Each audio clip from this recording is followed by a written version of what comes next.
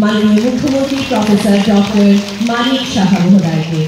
It is our privilege to have with us a visionary leader, a people's representative and a মঙ্গলময় ঈশ্বরের কাছে প্রার্থনা রইল আমাদের আত্মাকে পরিশুদ্ধ, উজ্জ্বল, সুন্দর, জাগ্রত ও নির্ভীক করার। অন্তরমম বিকশিত করো, অন্তরতর হে নির্মল করো, উজ্জ্বল করো, সুন্দর করো হে শ্রদ্ধা। এবারে আমরা আমাদের অনুষ্ঠানে এক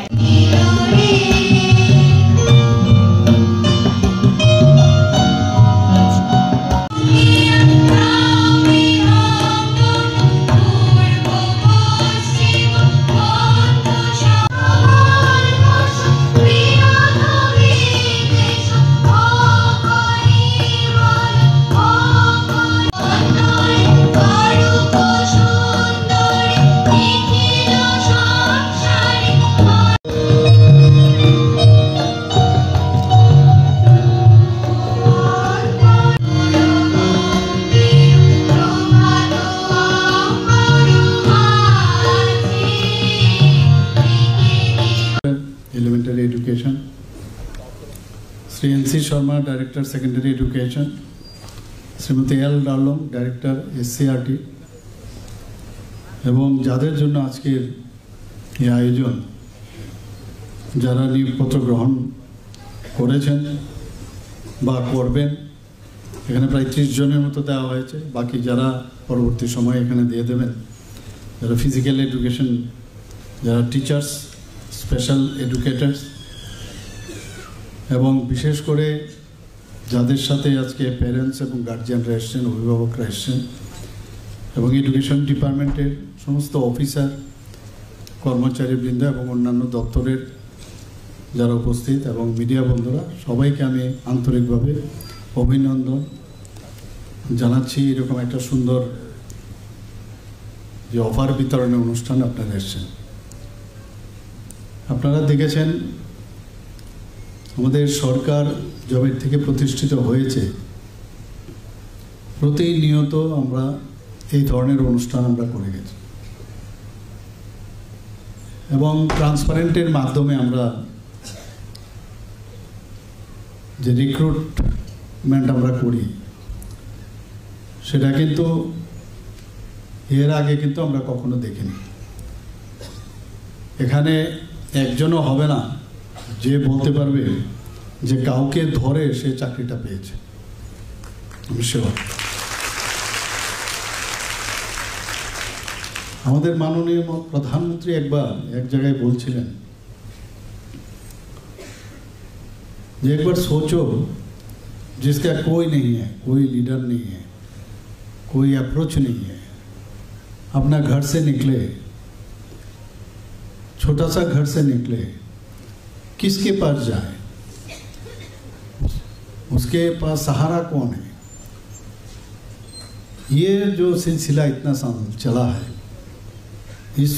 इसको हम लोगों मिटाना चाहिए, और ये संभव खाली ट्रांसपारेंसी के माध्यम से। আমাদের ওনার যে মার্গদর্শন, সেই মার্গদর্শনকে আমরা সামনে রেখে আমাদের সরকার আজকে আমরা সেইভাবে কিন্তু কাজটা করছি। এটা কিন্তু দুদিক দিয়ে সুবিধে, এটা কিন্তু সাধারণ মানুষ বা আমাদের ছেলে মেয়েদের ভবিষ্যতে তাদের সুবিধা না।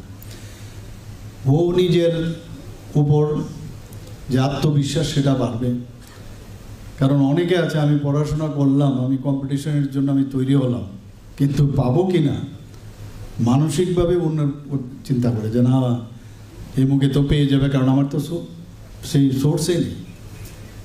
তোমার যে সোর্স বা যারা এখানে আজকে চাকরি পেয়েছে বা আগেও পেয়েছে বা আগামী দিনও যারা পাবে, তোমার সোর্স তুমি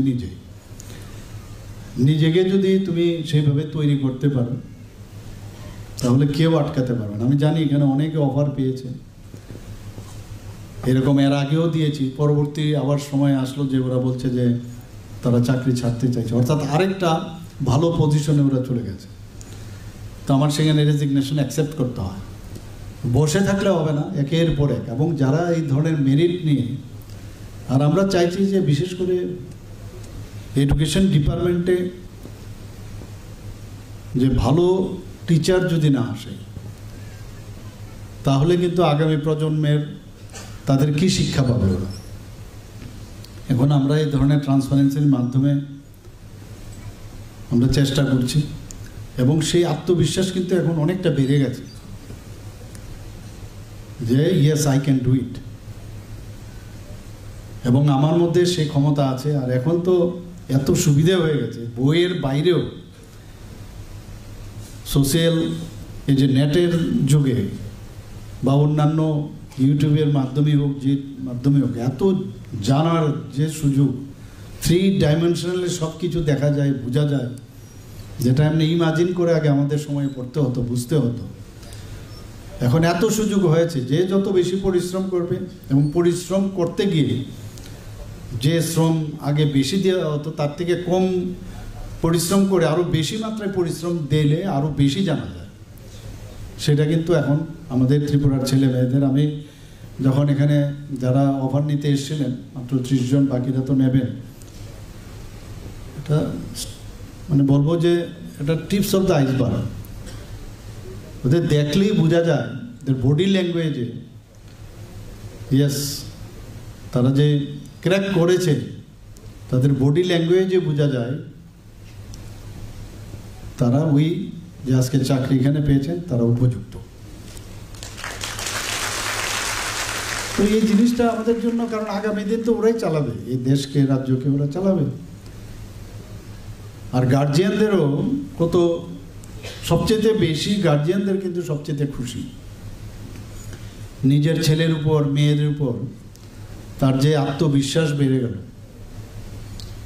এখানে মুখ্যমন্ত্রী তো, আমি তো খালি অফারটা খালি দিলাম, আর কিচ্ছু না, কিন্তু আমার ছেলে আমার মেয়ে, আমি এতদিন ধরে তাদেরকে যে পড়াশোনা করিয়েছি এবং তাদেরকে যে সুযোগ সুবিধা, অনেকে আছে তাদের অনেক কষ্টে কিন্তু অনেককে পড়ায়, সেই জায়গায় দাঁড়িয়ে একটা আশা থাকে, তারা সবচেয়ে বেশি কিন্তু আজকে ভাগ্যবান এবং খুশি। এবং আমি ভাগ্যবানও বলবো না, এখানে কোনো ভাগ্যবানের বিষয় না, এখানে আপনাদের নিজেদের যে অধিকার সেটা কিন্তু আপনারা কেড়ে নিতে পেরেছেন, এবং এর জন্য আপনাদের যারা অভিভাবকরা আছেন তাদের কিন্তু সবচেয়ে বেশি যে তাদের যে অবদান সেটা সবচেয়ে বেশি আজকে তাদের কথাই বলতে হয়। আজকে চাকরি, আমি আমার ব্যক্তিগত জীবনে বলছি, যখন আমি তো প্রথমে আমি চাকরি করবো না ঠিক করেছি, প্রায় 9 বছর থেকে 10 বছর প্রাইভেট প্র্যাকটিসে করেছি। ট্রান্সফার হলেই ওই যে আবার একই ঘটনা, ট্রান্সফার হলে ওই কাউকে ধরতে হবে, এবং সেইভাবে ধরার মাধ্যমে একটা ভালো জায়গায় থাকা। আজকেও আমি একটা প্রোগ্রামে, আমি ওখান থেকে নামার পর আমি কথা বলছিলাম, আগে যদি আমরা পোস্টিং হতো সাবরুমে, তো মানে একটা সাংঘাতিক বিষয় যে ওখানে এত দূরে যাব, এভাবে বাস পাল্টিয়ে উদয়পুর, আবার সেখানে যাওয়া, পাহাড় পর্বত। এখন তো ইজ অফ গোয়িং, কত ইজি হয়ে গেছে রাস্তা, কোনো অসুবিধাই হয় না। ঠিকভাবে এইভাবেও নর্থেই বলুন, আমরা সব দিকে আমরা চেষ্টা করছি, ঊনকোটিই বলুন, তো এখন কিন্তু পোস্টিং দিলেও এতটা সমস্যা হয় না এখন। এবং প্রথমভাবেই যখন দূরে দূরে পোস্টিং হবে, আমি অলরেডি বিভিন্ন ডিপার্টমেন্টকে বলেছি ডিফিকাল্ট এরিয়া যেগুলো আছে এগুলোকে ডিনোট করার জন্য। ফর এক্সাম্পল, আমাদের স্বাস্থ্য দপ্তরে আমি বলছি, রুরাল হসপিটালে চাকরি করতে হবে পিজির জন্য 3 বছরের, কিন্তু রুরাল হসপিটাল, আমি জিরানিয়া রুরাল হসপিটালে ছিলাম, এটাও রুরাল হসপিটাল, আবার গন্ডা তুইসাতে সেও এখানে সেও একই অবস্থা, তার যে নাম্বার আর আমার নাম্বার 1। তো এর জন্য এটাই বললাম যে 10 নম্বর দেওয়া হয় ডিফিকাল্ট এরিয়াগুলোতে, যদি থাকে একদম এক্সট্রিম ডিফিকাল্ট এরিয়াতে যদি হয় তাকে 10 নম্বর দেওয়া হবে। সেইভাবে আস্তে আস্তে করে 9, 8, 7, 6, 5 এরকম করে, তাহলে ও ট্রান্সফারের সময় হয়তো আমরা আগামী দিন চেষ্টা করছি একটা পলিসি যদি করা যায়, ট্রান্সফার পলিসি, ভেরি ডিফিকাল্ট, এটা হারকুলিয়ান টাস্ক, কিন্তু যদি এটা করা যায় তাহলেও কারোর কিন্তু চিন্তা থাকবে না। অনেক ব্যাংকে কিন্তু এগুলো আছে, গ্রামীণ ব্যাংকে এগুলো আছে। তো আমরা চেষ্টা করছি এইভাবে যদি হয় ট্রান্সপারেন্সির মাধ্যমে, তাহলে কেউ কিন্তু, আর এক্সেপশনাল কেস থাকে অনেকের, কেউ মানে মরণ ব্যাধি যাকে বলে এরকম রোগে আক্রান্ত বা আছে অনেক সময় অনেক ঘটনা, তো সেখানে বলা যায়। কিন্তু ইন জেনারেল যদি আমরা করি সেটা, আজকে যারা এখানে আমাদের হাত ধরে যে